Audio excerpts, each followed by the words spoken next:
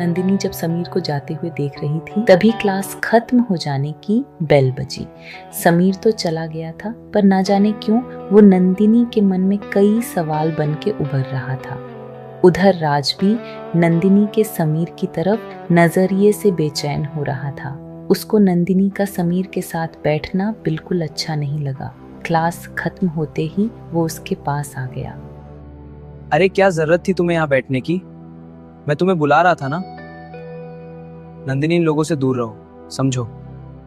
राज तुम चिंता मत करो, मैं जानती हूँ तुम्हें मेरी फिक्र है और मैं सिचुएशन हैंडल कर सकती हूँ, डोंट वरी। उस दिन पूरे MBA सेक्शन में अजीब सी बेचैनी फैली हुई थी। इकोनॉमिक्स के टेस्ट का रिजल्ट आने वाला था और नंदिनी के लिए यह सब्जेक्ट किसी डरावने सपने से कम नहीं था। बाकी सारे सब्जेक्ट्स उसे सहज लगते थे पर इकोनॉमिक्स उसमें हर बार कुछ न कुछ कमी रह ही जाती थी।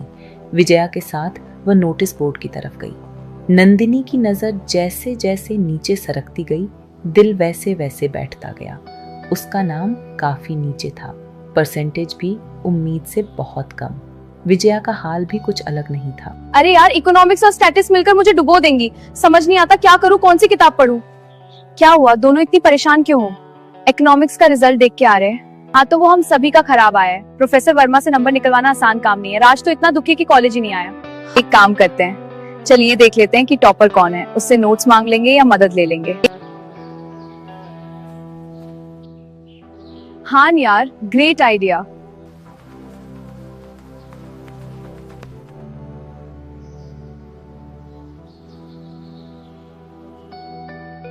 समीर टॉपर है? अरे भाई, जिसने ग्रेजुएशन में यूनिवर्सिटी टॉप किया हो, स्कॉलरशिप पर पढ़ा हो, वो टॉपर नहीं होगा तो क्या होगा? तुझे नहीं पता? वो पिछले साल यूनिवर्सिटी टॉपर था। दिव्या की बच्ची, तू बताएगी तभी तो पता चलेगा ना। जब देखो बस उसकी बुराई करती रहती है। ये बात तो कभी तेरे मुंह से निकली ही नहीं। पर तुझे इतनी परेशानी क्यों हो रही है? समीर टॉप करे या फेल, तुझे क्या? वैसे भी यूनिवर्सिटी के सारे स्टूडेंट्स उससे डरते हैं। यूनियन का गुंडा है वो, योगी का राइट हैंड। ये योगी कौन है अब? पहले तो कभी यह नाम नहीं सुना। अरे मेरी भोली नंदिनी, योगी यूनियन का प्रेसिडेंट है, इस यूनिवर्सिटी का सबसे पावरफुल स्टूडेंट। कभी सामने से निकल जाए ना तो प्रोफेसर तक रास्ता बदल लेते हैं। अब ज्यादा सोच मत इस बारे में, चल कैंटीन चलते हैं, मुझे भूख लगी है। नंदिनी ने एक बार फिर नोटिस बोर्ड की तरफ देखा। समीर का नाम अब सिर्फ एक नाम नहीं रह गया था, वो एक सवाल बन चुका था।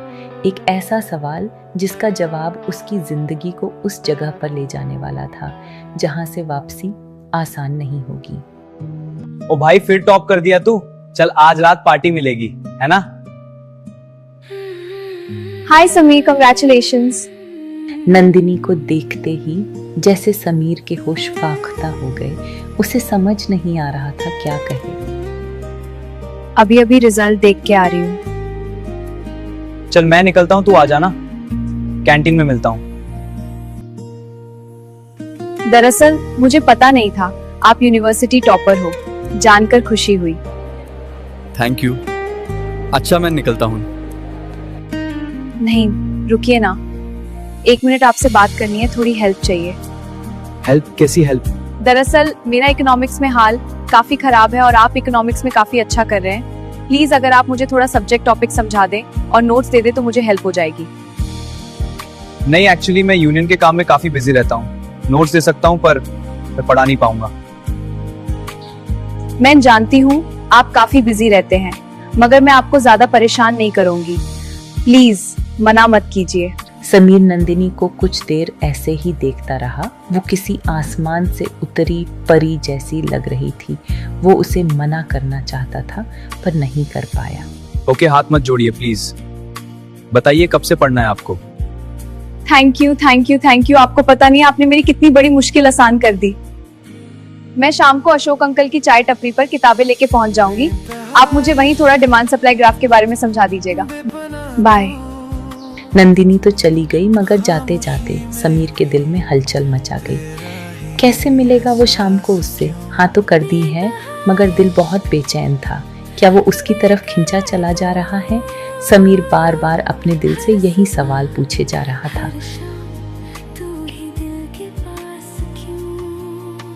बेइंतहा इश्क अब तन्हा तू,